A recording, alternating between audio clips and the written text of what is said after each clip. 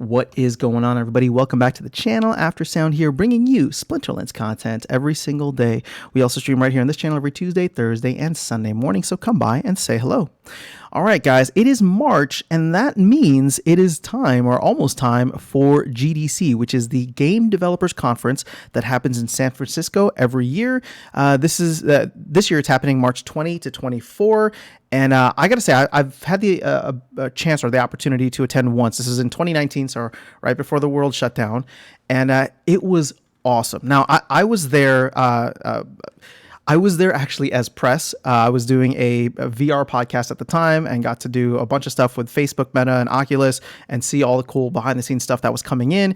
And there's just so many people there. The vibe, the energy is great. I mean, it's all about gaming. Obviously, a lot of it is technical. So it's if you like that stuff, it's cool. But even if you're just a regular gamer, you get to go see a bunch of demos, see what people are working on. There's a lot of indie games there. And then all like, I don't want to say late night sessions, but just like social sessions where I would go in and try stuff from these like indie developers at the time. I don't know how else to call it, but it's just, it was a really cool opportunity. And I hope that it's back up and running the way that it used to now that we're a couple of years past the world shutting down. So last year, okay, so let me back up a second. The reason I'm so excited about GDC is because, well, Chatter mentioned that he's going to be there. I don't know who else from the team is going to go. So they will have some representation there at GDC, the Splinterlands team. And if you're going to be there, he said to reach out. So hopefully you can connect with him or just, see what they're up to. But last year, Hardpoint went and actually presented and, was talking about working for Splinterlands and working for a crypto company and what that's like.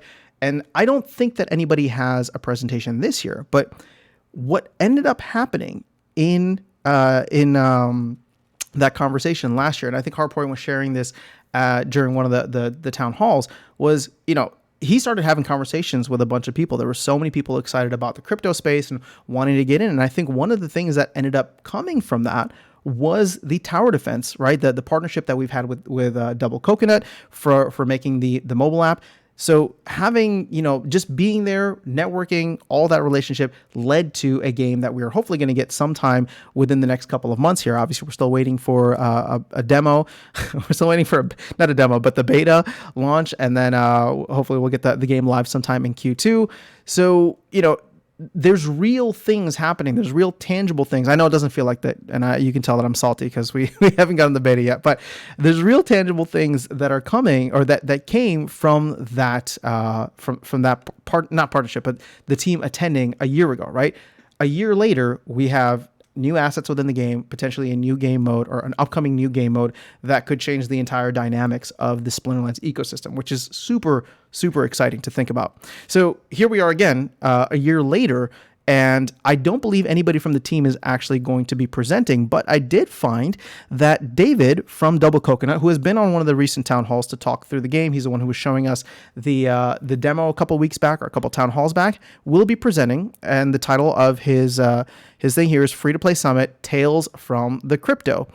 So there's no mention of Splinterlands specifically here, but I would be shocked if in his presentation he did not talk about crypto, right? And gaming and crypto, he did not talk about what they're doing with Splinterlands. I don't know if Double Coconut has any other games in the pipeline or any other projects that they're working on in the Web3 space, but we know for sure that tower defense is happening, right? With Splinterlands. And at this point in time, there may be a closed beta, or within the next couple of weeks, there may be a closed beta that they'll be able to present there. I mean, even just the gameplay footage that they showed, they'll be able to show off, at GDC. But if there's things that get into the tokenomics, the NFT aspects, like this could be something very interesting where people who are interested or wanting to get into the kind of crypto wave, right? The NFT, whatever PTE gaming wave that was admittedly much hotter a year ago than it is now, but that doesn't mean that people aren't building or continuing to build. And so I am hopeful, again, I'm not expecting anything, but I am hopeful that with David and Double Coconut presenting there and obviously presenting hopefully something from Splinterlands and Splinterlands having representation there, who knows what kind of conversations that could lead to.